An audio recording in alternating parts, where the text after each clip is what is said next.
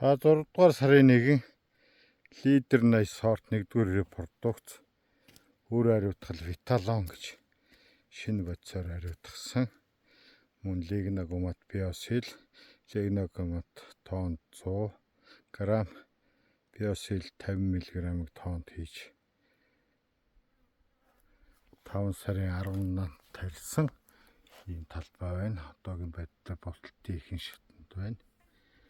За хөрс 26.5 хэмээн дулаантай. За чиг 40.5% чигтэй талбай бол сайн чигтэй байна. Энэ чигтэй байгаа нь бол чиг хаалтын борноо явсан.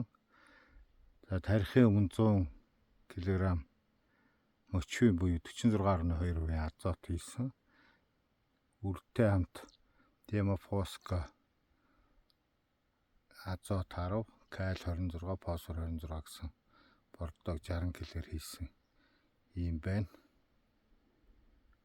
За гадаа орчны температур 28 градус байна. За хөрс нэлээд халж эхэлж байгаа юм байна. Өнөөдөр нэлээд за ил талдаа 45.6 хэм хүртэл хөрсөн дээр халж явагдаж байгаа юм байна.